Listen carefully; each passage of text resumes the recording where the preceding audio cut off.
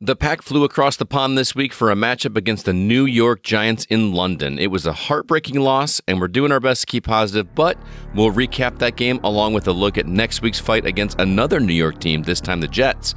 Plus, we've got some feedback from the best Packers community out there. All this coming up next on your Packers Fan Podcast.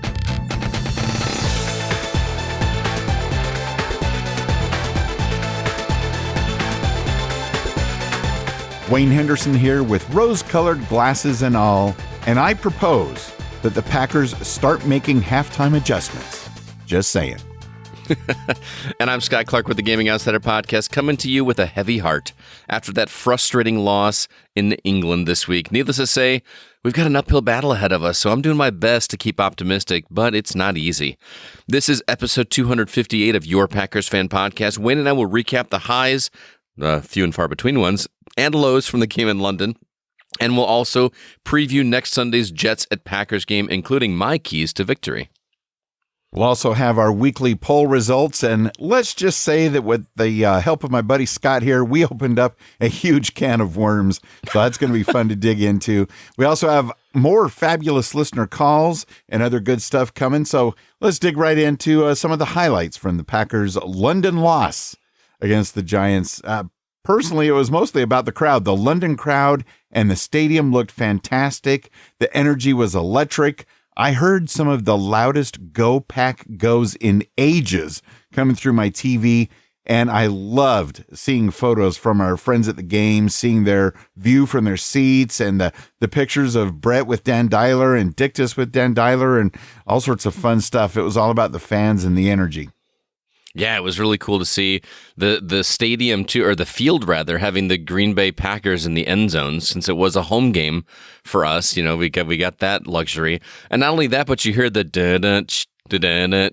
go Pack. You know, they piped in that audio in there to have the recording in there to get everybody going. That was really cool to see. So finally, I think we were the last NFL team to be able to go to England for a game like this, and from what I've been reading, Roger Goodell is wanting to start another league in England, which is part of why he's doing all this to have a NFL 2 or something like that in England. So who knows? Maybe we'll have another Packers team to cheer for over there in good old UK.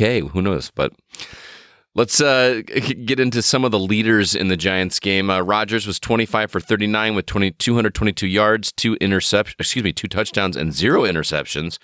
Aaron Jones, 13 carries for 63 yards. I don't know if I should put that as a positive, but we'll get there. And Randall Cobb, 7 catches for 99 yards. Those are the leading passers. They're the leading passer, rusher, and a receiver for sure. Well, one great reception that I saw was Mercedes Lewis's touchdown. It was a thing of beauty. I mean, could he have possibly been any more wide open? Yeah, those are the kind of plays I was expecting for all 4 quarters of this game. Yeah, me too. Not just the first quarter. And it's good seeing him catching touchdowns again, and not to mention Lazard's 4-yard catch.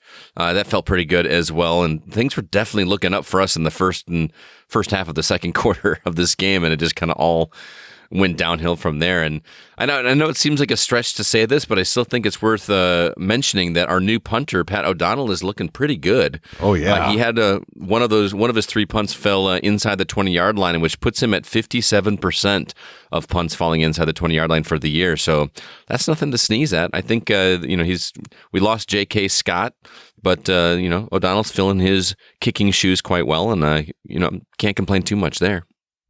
No, that was great to see. And if he can get even better and start landing them within the 10, it'll be magical. Absolutely. And unfortunately, we got a lot more to talk about in the low light section of this commentary here. And I'm going to fight really hard to not go on a rant right now, man, because I'm really angry. I'm seriously angry. Why are we throwing the ball so damn much? I do not understand it. Look at it this way. There was 222 total passing yards in this game, 94 total rushing yards, less than half when we are on our way to being a running team instead of a passing team. There were only 20 attempts on the ground, but 39 pass attempts. I just don't understand. Dillon and Jones have proven themselves to be bigger forces than they are being used, and I don't know why we just consist on throwing the ball. We're like 0 for 9 for passes over 20 yards or something like that. It's just ridiculous that we are not running the ball left. And the biggest example I have is that we had 2 chances to go not 1, but 2 yards on 3rd down and then 4th down. You'd think, give it to Dillon, give it to Jones. No, we passed on both plays against a horrible run defense. Jones and Dillon were averaging 5.25 yards per carry between the two of them. You never thought maybe letting one of them try it for one of those downs? No, we got to give the glory to Aaron Rodgers. And there was no glory to be had.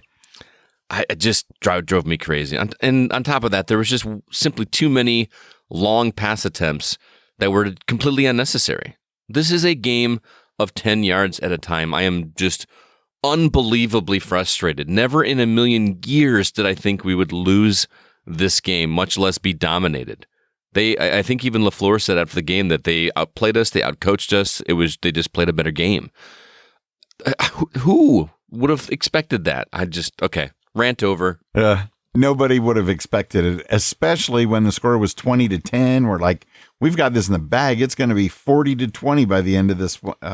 What? The only points we got in the second half were a safety that was gifted to us just to run timeout. Exactly. Yeah. Isn't that like our story, though? We get 2 scores up and then just decide to stop playing that hard. Like we don't need to anymore. It is so frustrating to be a Packers fan right now. And I know a lot of the other teams that are, like the Lions are like, hey, we're here too. We're here too. Look at us. We've been consistent for so long, and a loss like this just really, really sucks. And I'm angry. I'm legit angry, man. Yeah, it was not the way it was supposed to happen, and the woulda, coulda, shoulda. There's so many things we could tie into it.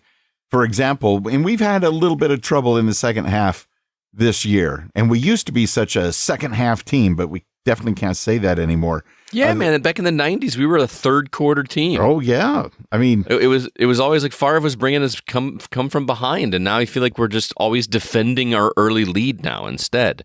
Which, that's granted, it's much better to start out with the lead, and it's easier to defend than to try to crawl back from behind. But it's exhausting to come away with these leads that just get decimated from us because the other team wants it more.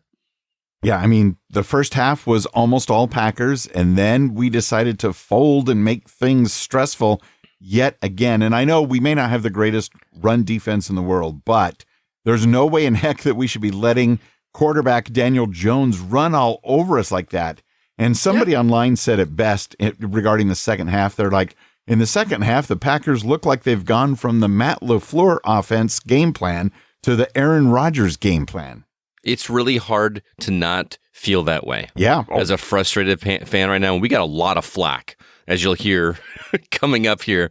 We got a lot of flack for just like saying, hey, what do you think? Maybe spoilers. No, I know. Spoilers. We'll get to the poll question. Oh, man. I've never felt such a need to defend myself as much as I did this weekend on Twitter. It was ridiculous. Go look at our Twitter and see all the responses we got on there. Yeah, the voting, just as a precursor between and the comments in the Facebook group where people are invested and they're not anonymous versus comments and things from people on Twitter who don't even follow us on Twitter that just came across the poll and saw people retweeting it. And yeah, Twitter, the trolls are for real, but there were a few good things. We'll get to that. That's a little teaser there.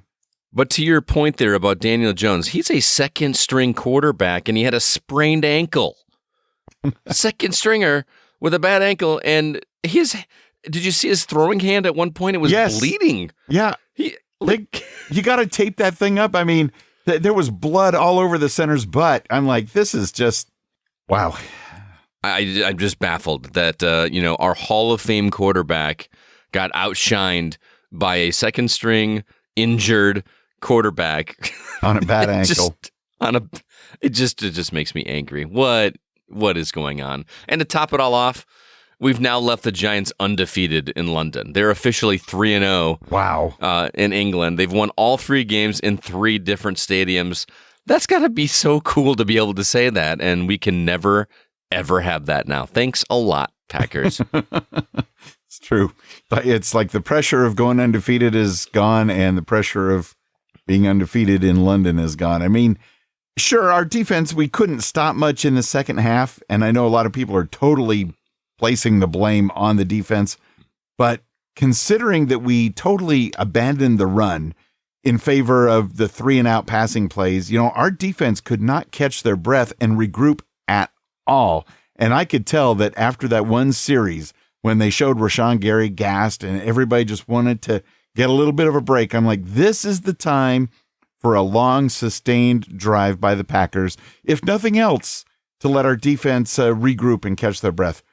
I mean, if I was Aaron Jones and A.J. Dillon, or even the Packers defense, I'd be pretty upset with Aaron Rodgers and or Coach LaFleur for the 3-and-outs and the fact our defense had to go right back out there. I bet they were throwing daggers with their eyes. Like, really, man?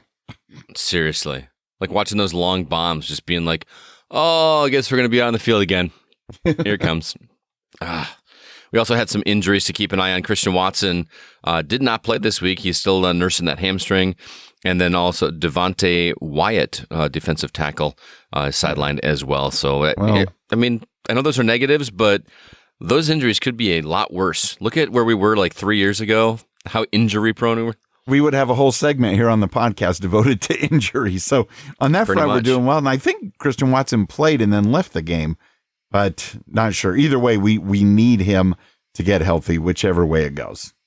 Oh, and can we get some better announcers in London, please? If there's a A squad and a B squad, this felt like the C squad. They couldn't even get the players' names right. You're not wrong. It just drove me crazy. Anyway, let's move on to some listener feedback. Get some positives in here, man. I'm so negative this week, and Spicy Scott has returned, and it's only going to get worse when we get to our poll. Let me tell you. Well, this is all part of the cleansing process, and it's cathartic, and then we can move forward. I'm going to be catharting it up here in just a minute, man. Just be prepared. So I'm ready. Anyway, we want you guys to all be part of our upcoming podcast episodes by either calling the old Packers Fan Podcast voicemail at 920-3PACK-GO, or for the best sound, record your voice message on your phone and then email it to feedback@PackersFanPodcast.com. It comes through really crystal clear, as you guys have probably heard on some of the episodes here. Really do appreciate that. Also, make sure to get that feedback right after the Jets versus Packers game, and please include your guess for the final score of the Packers at Commanders game. The deadline for your calls is 9 p.m. Eastern Standard Time. Now, Wayne, it looks like we have a brand new first-time voicemail caller here, do we not? We do. Let's check it out. Rashad from the Bronx here. I'm going to get straight to it. Completely embarrassing. The defense is one thing, but I got to start with something I'm just sick and tired of. The default excuse is Aaron Rodgers is the problem. I think that excuse is the problem with this entire franchise. Everything cannot be Aaron should have overcame it. Why is Amari Rodgers still on this team? Why is he on the active roster? How much worse could Samori Toure be as a rookie? The middle of the defense is open habitually. We can't defend the ends. We couldn't defend the run for the last 3 to 4 years. Y'all told me last year that they figured the special teams out. We were the best team in the league, and it cost us a playoff game because it was 32nd ranked all year. What are we doing again? We're watching the same issues beat us week after week. Joe Barry's defense, I'm not even mad at Joe Barry because he's only doing what the head coach allows. Let me wrap this up by saying Aaron Rodgers is not playing as bad as you guys are saying. He is playing with rookies and losing the best receiver in the NFL. Matt LaFleur needs to be questioned seriously. No one's going to tell me his great record is not due to 12. You're not going to convince me of it. So how long are we going to allow the lack of adjustments to be blamed on Aaron Rodgers as well, too? Is it his fault we're going to empty on short yardage all the time and not running the ball? Then you got guys committing stupid penalties weeks in a row. Then you got guys in the locker room talking nonsense. Matt LaFleur doesn't have control of this team. And to me, he seems soft, and the team has his identity. He seems soft. We get punched in the mouth habitually, and we don't respond habitually. There's no energy. Did you see the Giants head coach on the sideline? He was going crazy. He had his team hyped up. He was demanding energy, demanding effort. Matt LaFleur was pissing down his leg as the game unravels in front of him. It was just like the playoff game. How long are we going to keep blaming 12 for the whole team not showing up in the second half of games or only one half of the game? How long is it always going to be his fault? Matt LaFleur needs to be asked real questions. Real questions. We have to stop pampering him. And I know he has a great record, but I'm giving it to 12. Like I'm going to reiterate what I said on the last call. I think his great record is due to his Hall of Fame quarterback, not the other way around. Well, thank you so much, Rashad, for that call. I love hearing from first-time, voicemailers, as it were. I understand your frustration about folks blaming Aaron Rodgers, and I'm sure Aaron Rodgers also understands that frustration. Boy, I have mixed feelings about it. In my opinion, I don't think it's so much people that expecting Aaron Rodgers to dig us out of something.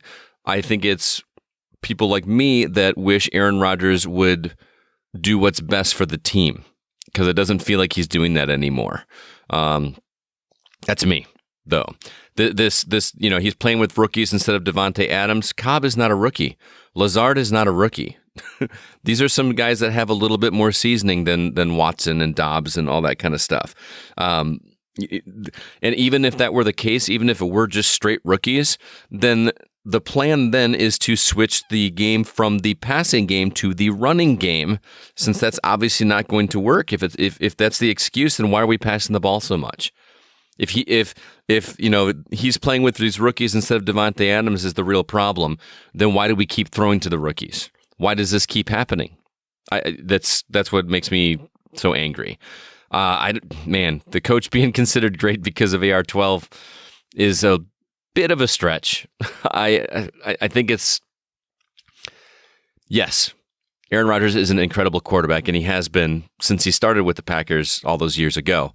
But I don't want to discredit Coach LaFleur either. Look at everything that he had under him when he started this. He had all of this media stuff saying how he and Rodgers weren't going to get along, and right. and he was still able to bring that team together and be a good leader. I have my concerns about play calling, which I'll get to later in this discussion, about whether or not those are LaFleur's calls or whether those are Rodgers' calls. I don't know. I'm not there to make those calls. I can tell you what it feels like, and it does not feel like LaFleur's calls because I feel like I have my own thoughts. I'm not going to speak for either guy because I don't know what's going on in their heads. All I can do is go off of whatever they do. So I don't know. What do you think, Wayne? I agree on this one because we're not mind readers. None of us are. So we don't really know what's going on with that. We'll talk about it a little bit more when you get to that particular point. As far as the middle of the defense, being open in the middle of the field and not being able to defend the run, granted, that's nothing we've been able to brag about for a number of years.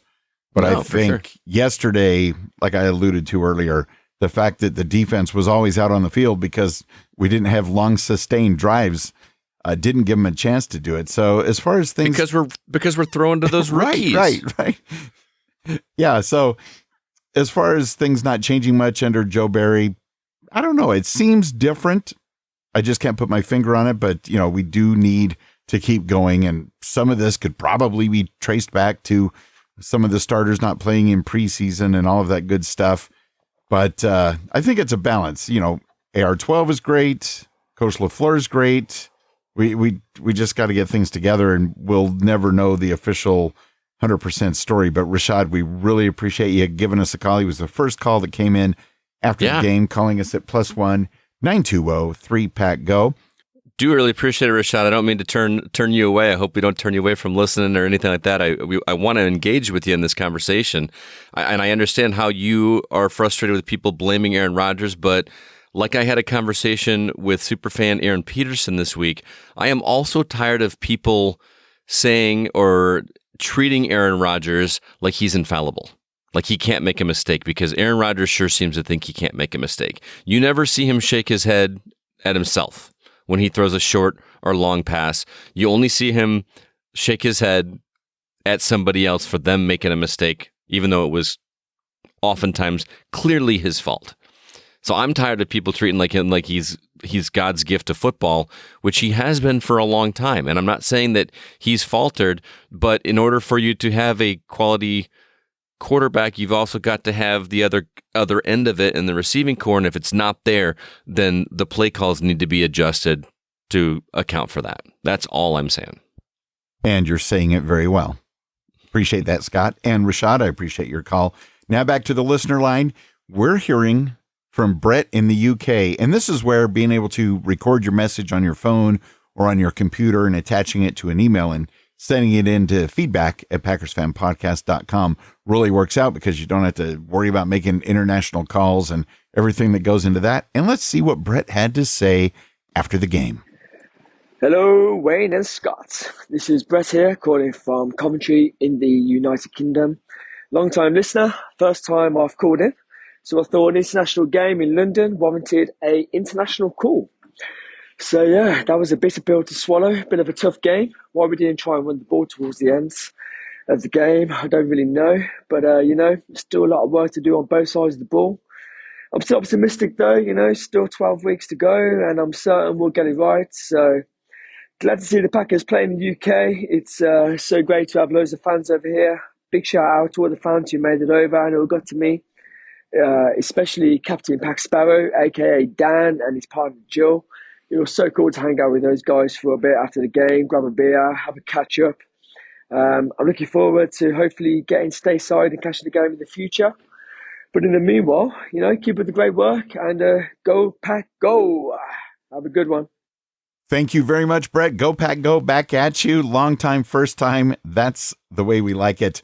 And Brett made it happen, went to the game, the loss being a bitter pill to swallow, that's for sure. But Brett, I love that, we still have 12 more weeks to go, and you're optimistic. And as Scott and the listeners know, I'm optimistic as well. That's an understatement for sure. Oh man, Brett, it was so cool. I think we've read your name multiple times, never heard from you. That was really cool to see.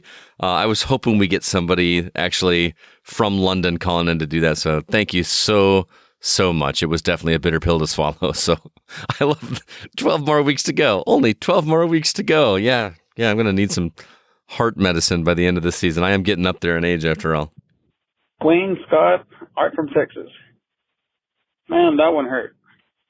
I was not expecting a loss. I was kind of hoping that we'd go into Buffalo 6-1, but nope, that was not the case. Man, that stunk. Oh man, I don't know why we abandoned the run. Number two, the defense, man, they were not stopping them on third down situations like at all. Both the offense and the defense went flat in the second half. I have no idea what happened. Rodgers was off on several passes. I don't know. We'll see. Hopefully next week. Hopefully we can get past the Jets. I mean, I know it sounds kind of, but the way things are looking. So hopefully we can bounce back next weekend and hopefully build up some more chemistry and get to the playoffs. So other than that, thanks for the podcast, guys, and go Pack Go. Thanks so much, Art. Go Pack Go, indeed. Yeah, that one hurt even more than the Vikings. And it shouldn't, because the Vikings are an interdivisional matchup, and that should hurt more. But this one really, really hurt. And yeah, I feel like I'm going to say this 19 times this episode. Why did we abandon the run? Why did we abandon the run? We let them get so many third down conversions. They had like just this record-breaking number of third down conversions. And yeah, Rodgers was off, but nobody wants to say it. Nobody wants to say that the infallible Aaron Rodgers could do anything wrong. So, yeah. Thanks, Art.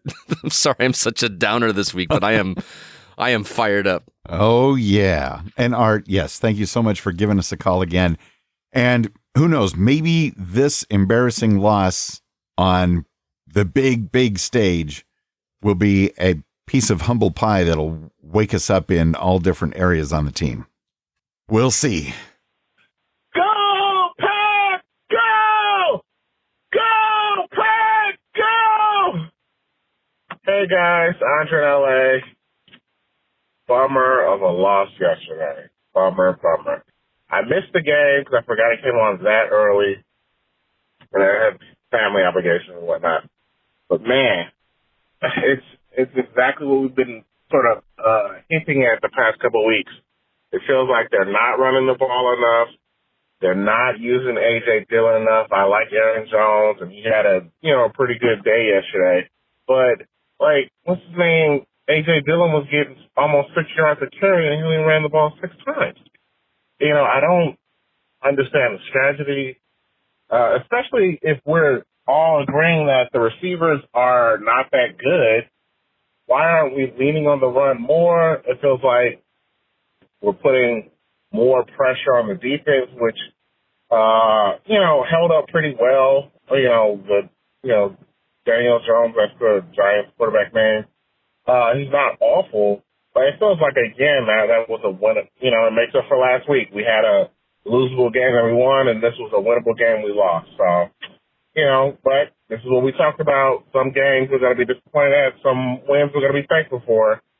Overall, just something to keep an eye on the turnovers. Again, fumble. It just feels like we're turning the ball over a lot this year, at least once a game. So it's just something to keep an eye out on. The defense still struggles against the run a little bit. Saquon Barkley didn't go crazy, but it felt like when we needed a big stop on against the run, it felt like he got timely first downs. So it's a bummer that we lost. It was still a fun game to watch, exciting game. I love football. I love the Packers. I just wanted to call in. Sorry I didn't call in last night. Hopefully it's not too late. But greetings, Bo, Tom Denko, Andre in LA. Love you guys. Go Pack Go! Go Pack Go, Andre. So good to hear some awesome Go Pack Goes even after the Packers lose a game or didn't have enough points when time ran out. I totally agree, Andre. Not using A.J. Dillon enough. And even though Aaron Jones is doing a fine job, if A.J. Dillon's getting about 6 yards a carry, why only hand it off to him something like 6 times? I mean, A.J. Dillon, I think he could have exploded in the second half of this game. I think he could have got 2 yards on 4th down. Just saying. So, I don't know. I feel like Andre was echoing everything that I was saying earlier in my very first rant. So it's we're of like minds there.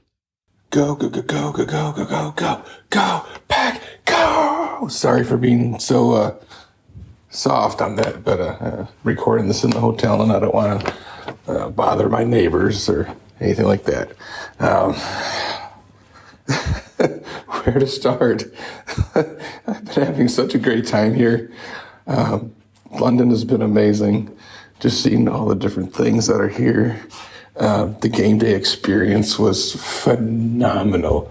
They have done so much to promote the actual NFL football sport, the American football side, not the soccer side, of course.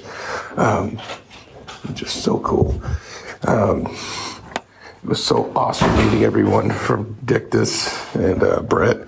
Obviously didn't get a chance to meet up with Colm, unfortunately. This wasn't in the cards, I guess.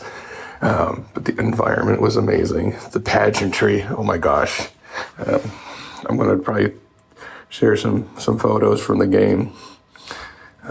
Everyone has been so nice, even after the loss. Like, it was like being at a game in Green Bay. Like, everyone is amazing. I still had a smile on my face at the end of the day, despite having a heavy heart and plenty of frustration. The first half was amazing. I mean, we went into the halftime with a 14-point lead. Hello. We had all the momentum. And then enter stage left, Rodgers' ego. 39 pass attempts to 20 rushing attempts. We were in control of the game, in control of the ball. But yeah, let's keep throwing the ball, stopping the clock, giving the Giants an opportunity to get back into the game, which they did. I'm not even sure if it'll come out soon or down the line, but I know LaFleur was livid on the sidelines. I'm not sure if they've showed that on TV or not, but I have a very strong inkling that 12 was caught changing plays at the line of scrimmage, ignoring his head coach.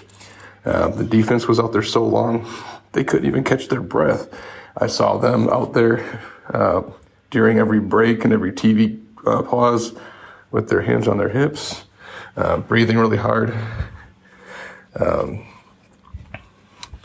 The Giants just worked as a team, and 31 rushes to 27 passes. They had a balanced attack. Go figure. Why would that work? Why would you think a balanced attack would work? Hello. But I do know that that personal foul on Rasul Douglas was absolute bubkiss. It was a clean but really hard tackle. It reminded me of the roughing the passer call later in the day on Atlanta versus Brady later. That was just a good play. Rasul Douglas, I guess he asked the referee what he had done wrong, and according to Rob Demovsky, the Packers beat writer, he was told, "Oh, you're bigger than him." And that's a quote. Make your own conclusions. All in all, I see this game as a learning experience. Rodgers wanted to air the ball out more. He stated that when he got over here to London, that he wanted to talk to LaFleur after he wasn't so cranky. And another direct quote about airing the ball out more. And we know how that went. I mean, 3rd and 1 from the Giants' 6-yard line, 4th and 1 from the Giants' 6-yard line, and you want to go for 2 straight passes? That's just idiocy. I just don't understand why Rodgers is such a diva like this. It's just absolutely ridiculous. Like, why? Come on. Do you want to win the game? Do you want to get to the Super Bowl? You got to work as a team. You can't just put it all on your shoulders. You can't just do it all yourself.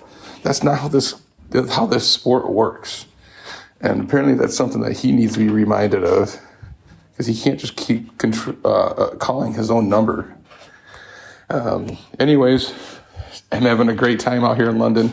Like I said, meeting Dictus and Brett was amazing. Two amazing guys. Got to enjoy a beer with both of them.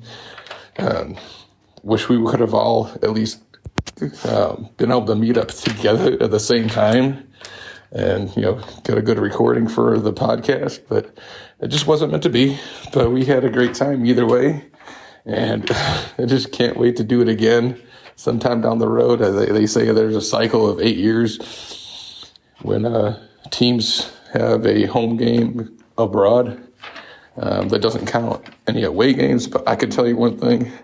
I would absolutely come back here again, not just for the game, but for everything over here. It's just an amazing place to be, and I hope anybody that has, if I could influence anybody to save up some money and come over here, it is an absolutely amazing experience, and I hope everybody has an opportunity to do it, because I will never, ever regret this. Oh, it's just been such a great experience. And I have one thing left to say. Go, go, go, go, go, go, go, go, go, go, back, go. I love how he was whispering his infamous chant, which is hilarious to me.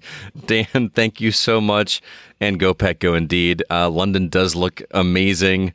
I'm a little jealous. I've got a good friend and listener of the Gaming Outsider podcast, the other show that I do, that lives in Ireland, and he's been bugging me to come out to visit him, for years now. And I actually had planned to go the March that COVID hit. I had good intentions of going during spring break, and obviously that did not happen. I'm glad I didn't purchase tickets before the world fell apart. But one of these years, I will get out there to the islands, as it were, because now I've got plenty of people to meet up with. So, yeah, for sure. Dan, I'm so glad that somebody else is on my side about the Rodgers ego, and some of the insight that you gave was stuff I didn't know. The Rasul Douglas tackle, I completely forgot to mention that when we talked about the lowlights, because how are you supposed to tackle a guy anymore? I just don't even understand. You're bigger than him. Yeah. Thank you, Captain Obvious. Thank you. Yeah. I That's just don't crazy. don't get it. And I did see the hit on Brady that he was talking about, because that game came on shortly after the Packer game was over, and I was like, you got to be kidding me. Like, that was a legitimate tackle. I don't know. There was one play we got called on where he kind of body slammed him, but I still don't think it was it wasn't egregious. It was like he was trying to get him down. You need to stop this guy from proceeding. He's doing everything he can to stop. We just have to be like, are you good? Are you good? Can we stop now? Right, right. What are you supposed to do? I'm so tired of that. Yeah, Dan made a great point about LaFleur on the sidelines, and I don't recall seeing this on TV, whether the cameras were on him or not, but LaFleur looking absolutely livid on the sidelines because it looked like Aaron Rodgers was changing a lot of the plays. Mm-hmm. That's disconcerting. Yeah, we didn't see that on our end, so I will take it from the guy that was actually there. Right, absolutely. As opposed to, everybody saying, "Oh, well, no, this is LaFleur's fault." If LaFleur's calling the plays and they're not being followed, that is not LaFleur's fault. I'm sorry, guys. Yeah, excellent points, Dan, also about the Giants looking like they were working as a team. And Rodgers, if you want to get to the Super Bowl, the Packers also need to play as a team. That sums it up. I agree. It really does. Really does. Well, thank you for all of the kind emails that we got. Especially love hearing from a brand new person that hopefully has been listening to the show and called in for the first time. But it is time to go to our weekly poll in our Facebook group at PackersCommunity.com and on Twitter at Packers Fan Podcast. And boy, did this whole question cause a stir. I did not intend for it to cause a stir or make people angry or start getting upset with each other on Twitter. But, man, we had something like 300 total votes, and that all happened within like 45 minutes of us posting it. I know that doesn't sound like a lot to all of you Twitter people with tens of thousands and millions of followers, but for this little podcast, 300 votes on a poll in under an hour was a big deal. So here was the question, which was not supposed to be this monumental thing, but I do have some thoughts. Is it time to start looking towards Jordan Love, or is Aaron Rodgers still our guy? It's just a question, guys. Not suggesting one way or the other. It was just a question to incite conversation, and that's what it did. It just actually worked this time, but man, did it make people angry. So what were the results of this poll there, Wayne? Or actually, let me ask you, what do you think? Our choices were Aaron Rodgers is still our guy. Our second choice was Rodgers, but I'm starting to get frustrated with his antics. Or the third choice, start looking towards Jordan Love. Where do you fall? First, I want to talk a little bit about the question again, because it's pretty clear when you read the words, in English. Is it time to start looking towards Jordan Love? Mm-hmm. And based on like half the comments on Twitter, people read is it time to start looking towards Jordan Love as, are we saying that you should bench Aaron Rodgers after this game and put put Jordan Love out there next week? You guys are crazy. What a bunch of idiots. Why'd you even mention it? No, that's not what we're saying. No, I'm thinking long term here. I'm thinking right. That's what the words say. Yeah, it's what the words say, but people extrapolate and just make assumptions because you can't, tone inflections online. And anyway, whatever. Yeah. So with that being said, I think, obviously Rodgers is still our guy, but I went with the second choice because I'm frustrated with his antics. And like you said, we can't read the minds, but it sure looks like Aaron Rodgers is just willy-nilly changing a lot of plays. And I know as the quarterback that's been there forever, you do get some leeway and get to call some audibles. But three and out on 3 plays, Yeah. It's very frustrating. So after combining the votes from Twitter and the Facebook group, because we did have to adjust them because the votes on Twitter all went one way. Anyways, long story short, 29% Aaron Rodgers is still our guy, period. 56% of the votes, Rodgers, but I'm getting frustrated with his antics. And 15%, actually higher than what I thought would happen. It's time to start looking towards Jordan Love. Mm-hmm. I'm going to fall in that minority, man. I think it is time to start looking. I'm not saying it's time to bench Rodgers. Right. I'm saying, that obviously that's not what we're promoting. Rodgers is still a Hall of Fame quarterback, and you're still paying Rodgers a whole lot of money. There's no way you're going to start an untested rookie at this point. It's just not going to happen. I'm saying we need to start looking at that possibility because, Jordan Love is not as good as Aaron Rodgers. But if he had been playing this game, that meant we would have been forced to run the ball more. So right. I'm just saying that. He may have followed the game plan to a T, and who knows, with handing the ball off maybe more to A.J. Dillon and Aaron Jones, could have come away from London with a victory. We'll never know, but it's a big possibility. Yeah, I don't like playing the shoulda, coulda, woulda game, but again, to be clear, I'm not saying that we should be doing this right now. I'm saying we need to start looking at the future because I have a feeling this is Rodgers' last season. I agree 100%. Yeah, and I'm not saying that because he's playing so terribly or anything like that. I think he wanted to go out on top, and he wasn't expecting to lose Adams going into this season. He thought that this was gonna be their year, and he wanted to go out on top, not do the Brady thing, win, and then retire and come back and keep playing and have to prove himself again. He wanted to go out with a second Super Bowl ring, and it just does not feel like it's going to happen with the way things are going. I hate to be the pessimist, although you are nodding at me, Wayne. People can't see that, but Mr. Optimism is nodding at me right now.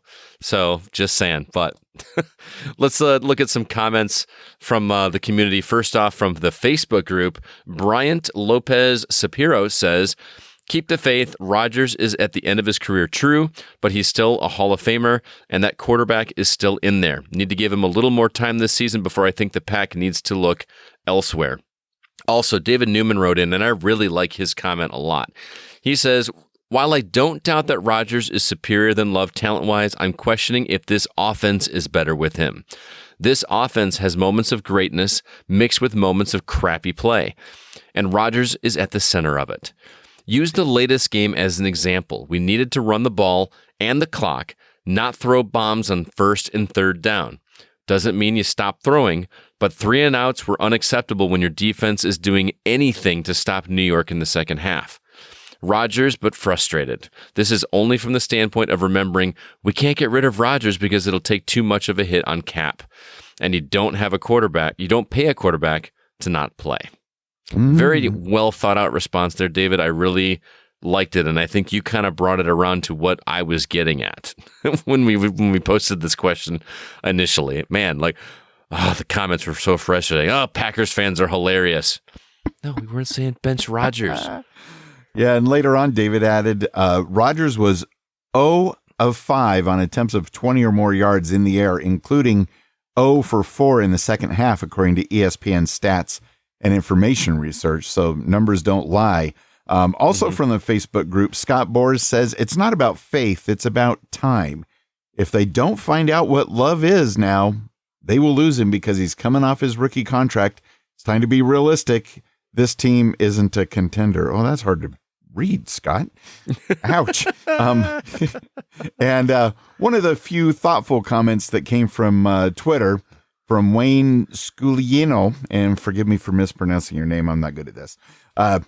Jordan, but 6 months too late, though. We had our chance at a massive rehaul at the first and second round picks for Rodgers earlier this year. At the end of this year, if Rodgers keeps putting scowls on and shaking heads on tape, we might get one. Yeah, that's exactly what I'm saying. This is something I say to my students all the time. You know, you make a mistake, own it. Own the mistake. We actually celebrate mistakes in fourth grade because if you make a mistake, that's how you learn.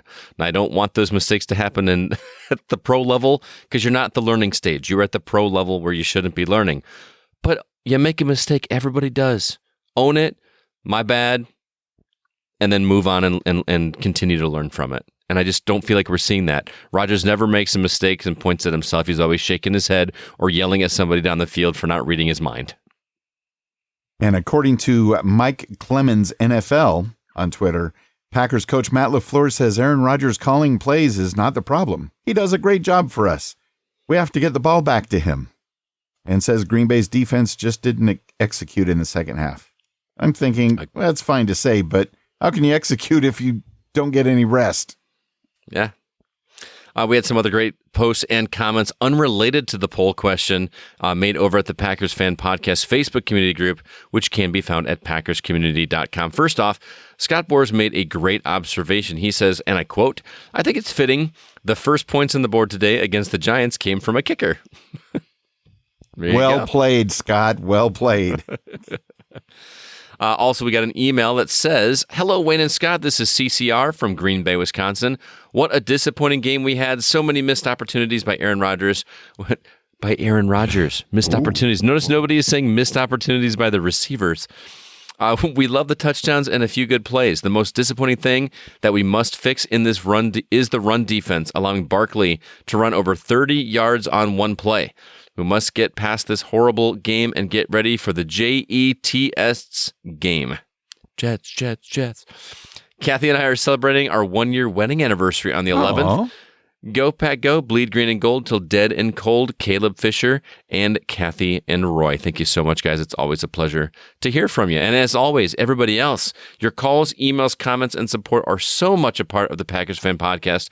Thank you so much. And please remember to join the PFP Facebook community and be part of the conversation at packerscommunity.com. And now that we've washed that out, Scott, so shall we look ahead to the future? Coming up in a few days, your 3-2 Green Bay Packers are back at Lambeau next week, hosting the 3-2 New York Jets Sunday, October 16th, kicking off at my favorite time for a game, 12 noon Central. And to say that we don't play the Jets very often is an understatement. The New York Jets lead this series, so that's got to change. They lead the series 8-5. Holy cow, 13 games? That's about it. But no ties. But thank goodness. And here's hoping the streak of Matt LaFleur never losing 2 games in a row continues to be a thing, okay? The most recent game was back on December 23rd, 2018. We won in overtime 44-38. And we have beaten the Jets in the last 3 meetings, so it looks like the Jets really owned us up until the last 3 games. So, man, I miss being able to watch those high-scoring Packers games. We just don't get them anymore. Maybe this week, Scott. Maybe this week. And believe it or not, even Brett Favre only beat the Jets once. A very wild game early in the Favre years. 1994, Favre, of course, was running around like crazy trying to make a play. Coach Holmgren was wired up for sound for the game. And you can clearly hear Holmgren on the NFL film shouting, "Throw the ball away! Throw the ball away!" I love that. I miss Holmgren. Those are the days, Yes. man. Let's also not forget that Brett Favre did go to the Jets in 2008 for a season before his final 2 seasons in the NFL with the Vikings. And in fact, I don't know if you're aware of this, Wayne, but me being a video game guy, I got to bring this up. The cover of Madden NFL Football that year featured Brett Favre, and they actually had the whole thing designed before the trade was made. So he was in a Packers jersey, and they actually had to change it at the last minute to him in a Jets jersey so that he was on the cover of Madden 09 wearing a Jets jersey instead of a Packers jersey. So I thought that was kind of interesting. I was actually doing some research on this topic, and it was really funny seeing some of the comments about this story underneath that were 14-year-old comments. Oh, nice. One stood out to me, and this I don't remember the person's name, but I'm going to read it to you. It says, "I want a Madden cover with Ted Thompson, Packers general manager, sighing in disbelief, and the cover of the box saying, quote, Madden 08, Packers make dumbest trade in history edition, unquote. Since it really is dumb, since they traded their best player to replace him with a quarterback who only has 2 seasons left under contract." Now, we're in the future. We know how that turned out. Right. Yes. Very well. I thought that was kind of a funny comment to read 14 years later to see how everything turned out. I did not know that. That's great background info. And this Sunday afternoon's weather at Lambeau Field is suddenly turning into autumn. It's going to be cloudy, a 40% chance of rain. It's going to be very cool, around 47 degrees Fahrenheit at kickoff, which is only 8 degrees Celsius. I am jealous of that kind of weather, let me tell you. I love how you think that's cold. That's the best part. Cool. I said cool. I know it's not cold. I mean, for here in California, when we do get down to about 47 degrees, oh yeah, people are bundled up, and the hot coffees and hot chocolate are going crazy because, bundle up time. Yeah. All right. Well, I've got some more keys to a Packers victory over the Jets, and hopefully this week somebody over there in Green Bay is listening, because they clearly weren't last week, or at least one person wasn't. I'm not bitter. I'm just saying. So first off, number 1, smarter play calling. If you've been listening to this show at all, you know where this is going. And I apologize for sounding like a broken record when I say this, but we need to stop relying so much on the pass, especially on those short yard situations. We need to start learning to take these games 10 yards at a time instead of 30 or 40. Sure, they make for explosive and fun plays when they work, but they're no longer worth the risk until Rodgers gels with his new receiving core a bit better. Until then, Jones and Dillon need to see more action. Number 2, keep the defense on the field. If you've been listening to Wayne at all this episode, you know that's going to be a big factor for this game. As he mentioned, the defense had to be cursing anyone they could on the offense for 3 and outs. That's a big reason why the Giants were able to score on 5 consecutive drives. The defense was simply just gassed. Get those first downs yard by yard, just like old school football. We clearly can't win with the big explosive plays anymore, so keeping the offense on the field as much as possible for those long sustained drives is going to be a key for this game. Lastly, use last week's games as motivators. Notice I said games, not just our game, but also the Jets game, because, and bear with me, LaFleur still hasn't lost 2 games in a row, and I think a lot of that has to do with the Packers' attitude coming out of their losses. They need to be even more pissed off coming back into Lambeau this week, because losing in London was simply an embarrassment. Not only that, but the Jets won pretty handily last week against the Dolphins, and they're going to be fired up on this high that, we can do anything. But keep in mind that this was the Jets' first interdivisional win in something like 12 games. And the Dolphins had a 3rd stringer under center. Of course they're going to destroy that, right? Regardless, the Packers should head into this game as if it were a no-lose situation. They're a game and a half behind the Vikings right now, and even though Rodgers said in an interview after the game that there's, quote, plenty of football left, we need to not be coming from behind in the second half of the season. So definitely no-win situation.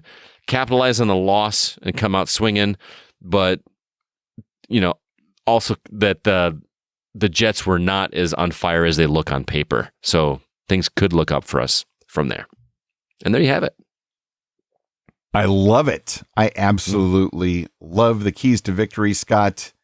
That about sums it up as well as could be. And I think the Packers are going to be, either subconsciously or not, they're going to be working on those things this week so that when we're back at Lambeau, we can come out of there with a victory. And speaking of victories, nobody got one this week in the Wager of Fun. Nobody was bold enough to predict that the Giants were going to beat us, so we're still at the current standings. But we do have a couple of guesses already for the Jets game from the listeners, including our guesses. Which do you want to do first, the listeners' guesses or ours? Let's do ours, man. I am nervous about this game after last week because we should have just absolutely destroyed the Giants, even if they were 3-1. The Jets should be even easier win, but they are coming off of that win that they're pretty pumped about. So I'm thinking that this is going to be a lot closer than everybody thinks it is. I think it's going to be a lot lower scoring than everybody thinks it is. So I'm going to say a nail biter. Packers 17, Jets 14. Ooh, okay. And I'm going to go with a kind of wonky score because I believe the weather is going to be a factor in one way or another. Things are going to happen in strange ways. But the Packers are going to win this one 23-19. So the Jets are going to give us another safety. Or they're going to miss an extra point or two. We'll see. There you go. Something's going to happen. Well, remember, everybody, when you call into the Packers Fan Podcast voicemail at 920-3-PACK-GO right after the Jets game, please be sure to include your Wager of Fun final score predictions for next week's Packers-Commanders matchup. And speaking of the Wager of Fun, here are the listeners' numbers. We've got, looks like just a couple so far, but Garrett Stritzel said that he thinks the Packers are going to win 31-13. And Jay Walters says Packers 28, Jets 17. So these guys are a lot more optimistic than even you are, man. I love it. This is motivating. I'm going to take it to the next level. And one thing to look at is the NFC North standings, and these alone should motivate the Packers to do better because the Vikings are 4-1. This is not right. I saw highlights from their game, and wow, there's way too much dang purple. I mean, between the purple at the stadium, the purple on the uniforms, it was burning my retinas. Ugliest thing ever on TV, but they're 4-1. The Packers are 3-2. The Bears didn't come through for us, of course. They're 2-3. It hurts so much to cheer for the Vikings, dude. That's why you were cheering for the Bears. Cheer for the Bears, rather. That's what I meant to say. Let's not go crazy, Scott. And the Bears, they're 2-3. The Lions, 1-4. So Lions are gonna lion. And here's the thing, dude. I know that they beat us, first game of the season, but we also play them on New Year's Day. I cannot wait. It could come down to that game. We'll still have to play the Bears. I believe after that. I think we play them. Is it the Lions we played the last game of the season? I'm gonna have to check. Yeah, we played the Lions last game of the season. Yeah, they don't even have the date listed yet. It's going to be January 7th or the 8th, whatever. Who knows? But the Vikings coming to Lambeau on New Year's Day. I know we're not. Bring it.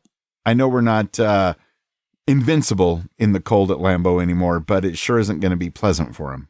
Oh, absolutely. I'm looking forward to it. It's going to shape up for an interesting, tail end of this season with that Vikings game being so near the end.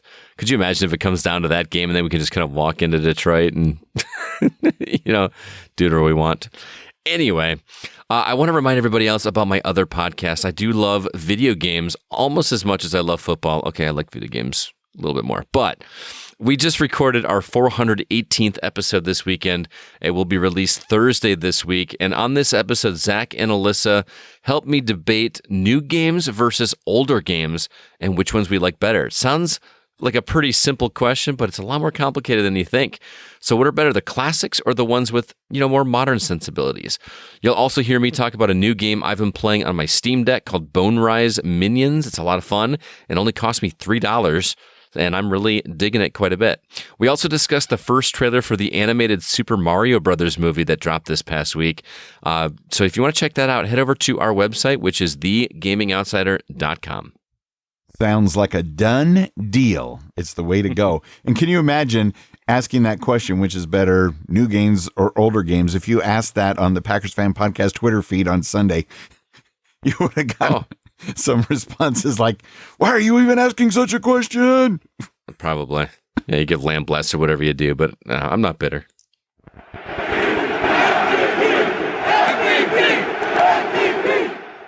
MVPs here at the Packers Fan Podcast, because we have value for value. It continues on here at the show.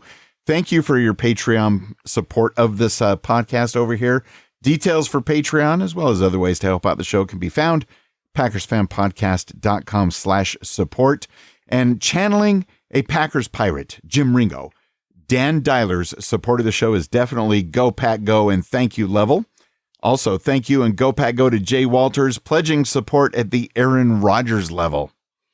And supporting the Packers Fan Podcast at the Favre 4 level. Thank you and Go Pack goes to Andre in LA, Jeff Summerfield, Colin Nolan from Ireland, Scott Bors, and Miguel Ramirez from the Opposites Attract podcast.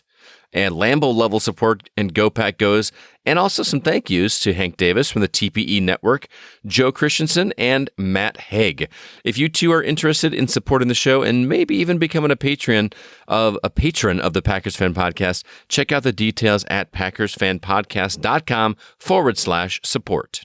The Unofficial Packers Fan Podcast is not affiliated with the NFL or the Green Bay Packers, but please follow us where you listen to podcasts, and of course, tell a friend, because I know there's more people that you haven't told yet, and we'd love to have you make that happen. And hey, if you've got the Twitters, you can also follow us there over at Packers Fan Pod, or you can follow myself at GoCastScott, and you can also follow Wayne at Wayne Henderson. And to close us out and help focus us on getting back to winning, it's Patreon supporter Dan Dyler. All right, this is Dan, a.k.a. Pack Sparrow, and Brett. Coming in from Tottenham, all the way from London, England. And this is the Go Pack Go. Go, go, go, go, go, go, go, go. Go Pack Go!